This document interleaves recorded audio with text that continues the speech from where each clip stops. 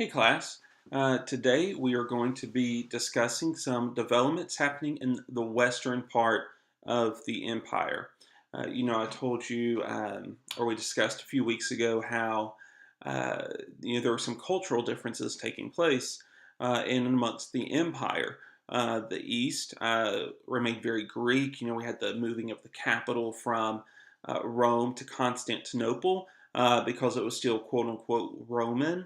Um, and the West, had kind of rediscovered Latin culture, the language, the stories, those kinds of things. And so the past couple of weeks, we've kind of focused developments happening more on the eastern part of the empire, the eastern part of the church.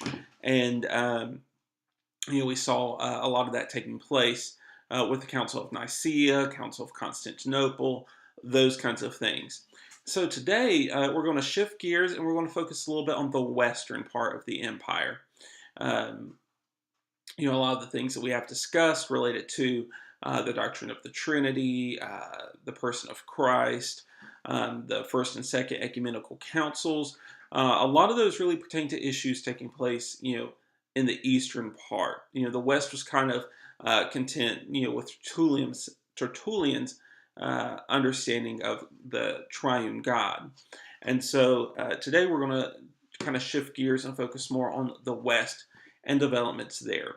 And so we're going to start looking at around the 5th to 8th century. So uh, the 5th to 8th centuries were very chaotic, and with that, there were a lot of invaders, Civil War invaders, those kinds of things. And so, with the chaotic times between the 5th and 8th centuries, that brought back two old challenges. That is, paganism and Arianism.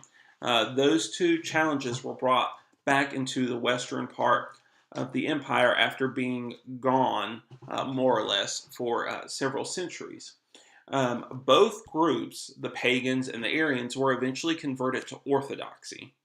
And what we see is that the fall of the Western Roman Empire gave new function and power to monasticism and the papacy. And so we do see a crumbling of the western part of the Roman Empire, and that gives new function and power to the papacy, to the church. And so we're going to look at some of those looters, those vandals, those invaders. We're going to kind of look at the different groups that came in, took over, and some of the effects that they had. And so the first group that we want to talk about are the Vandals. They crossed the Rhine in 407 and marched across France and Spain and crossed the Strait of Gibraltar in 429. And they eventually took over Carthage in 439.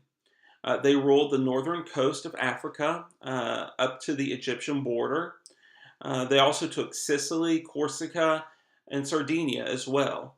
And then in 455, the Vandals brought great destruction to Rome. The Vandals were Arians, and their rule greatly hurt the North African church. And so, again, because that was just a challenge to Nicene orthodoxy there. And so the Vandals were conquered by the Byzantine Empire about 100 years later. And then in the 7th century, the Muslims came in and Christianity eventually disappeared. So that's kind of what happened with the Vandals, who were Arians during this time. They kind of took over and kind of settled along North Africa and impacted the Christian life there. The next group that we see taking place is the Visigoths. They defeated the Romans in Adrianople in 378. They came through the Balkans and then they took Rome in 410. They began ruling in Spain in 415 until they were overthrown by the Muslims in the early 8th century. They were Arians as well, but they didn't persecute Orthodox Christians like the Vandals did. King Rechard, almost 200 years later, was eventually converted to Orthodoxy, and Arianism eventually disappeared. So King Record. He was the king of the Visigoths. He eventually converted to Orthodoxy. The rest of them converted to Orthodoxy, and the Arianism there disappeared. The king realized that he needed the support of the inhabitants to maintain stability, and the inhabitants were descendants of Nicene Orthodoxy. So he eventually was persuaded, just so he could persuade everyone else to go along with those who were already there for their support. So one guy, in this bit of history that was important is Isidore of Seville. He was considered the most enlightened man of his time, and he wrote something called etymologies. And this was an encyclopedia that showed the state of knowledge of the time. It's really a classification of the wisdom of the past, but people were able to learn the glories and the wisdoms of antiquity. So Isidore of Seville, just a name you might hear along the way, that is what he is known for, is his etymologies, being able to bring back the glories of the past to the forefront. The next group that we're going to talk about is the Burgundians and Franks. The Burgundians were Arians and the Franks were pagan.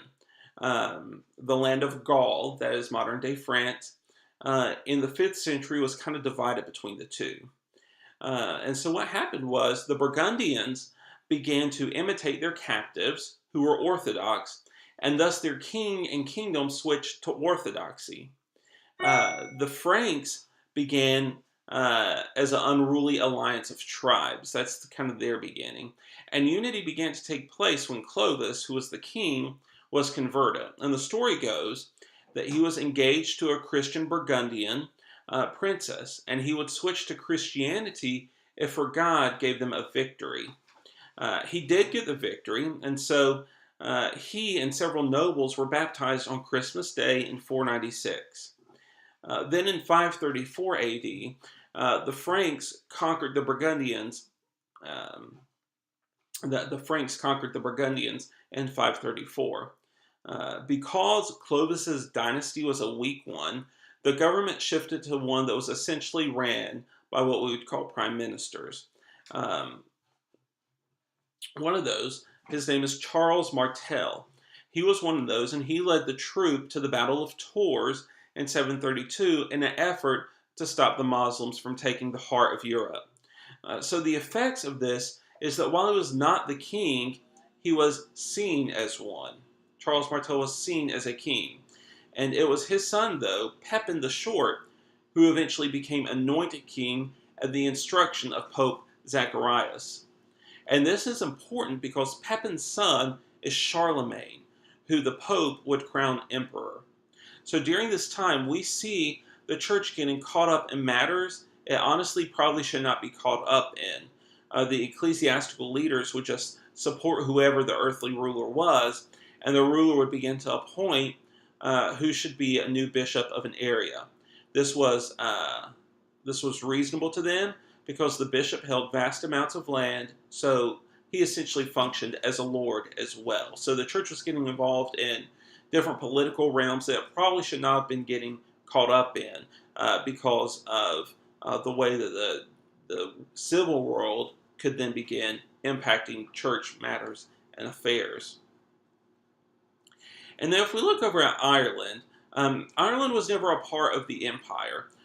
So it didn't suffer the waves of invasions like the western part of the empire did.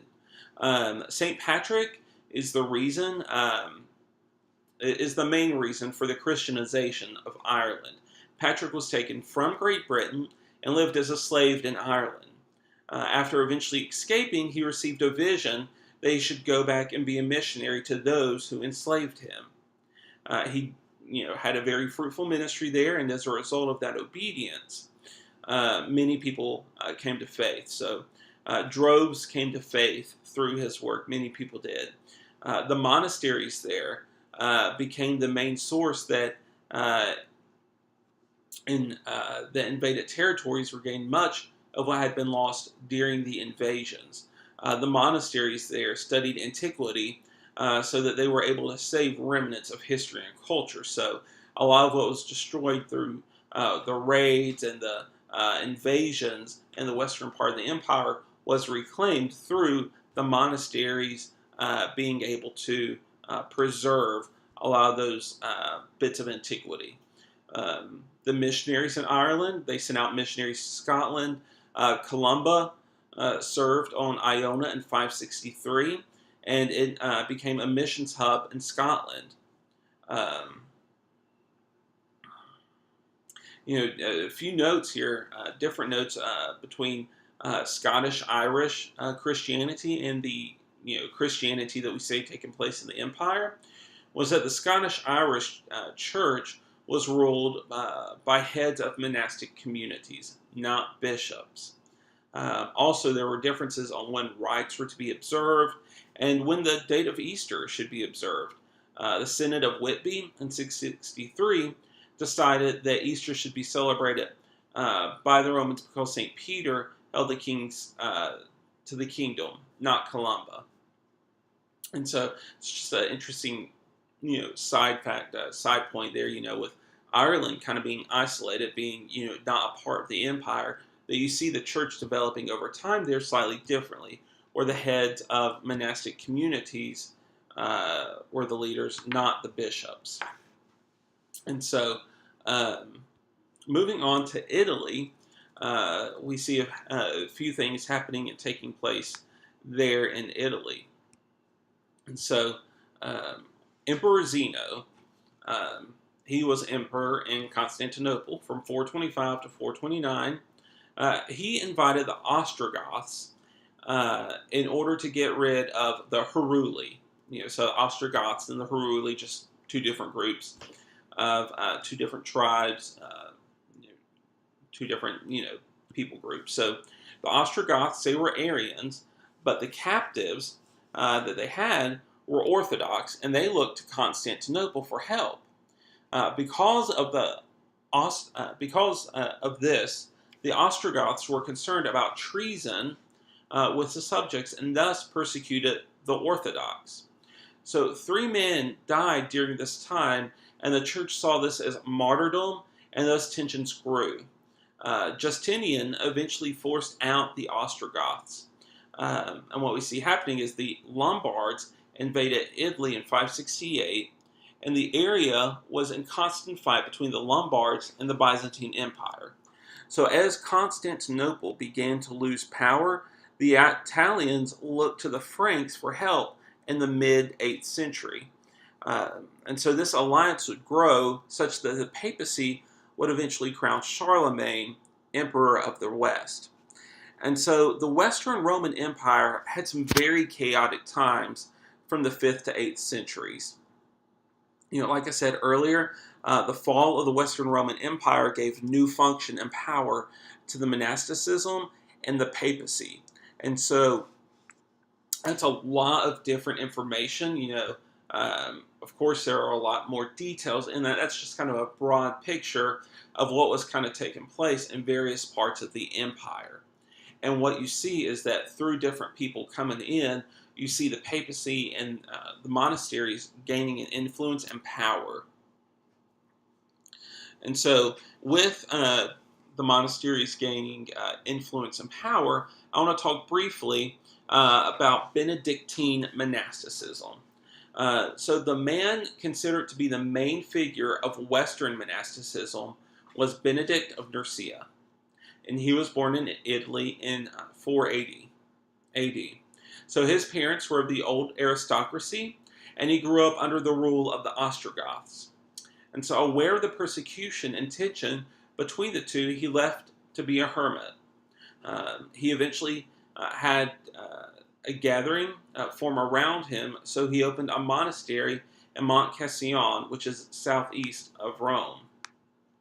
And so Western monasticism differed from Eastern monasticism on 3 different points. One is that it was more practical. That is, they didn't punish the body for renunciation, but to train it and the soul for the mission of the world. Columba and Augustine of Canterbury were examples of this.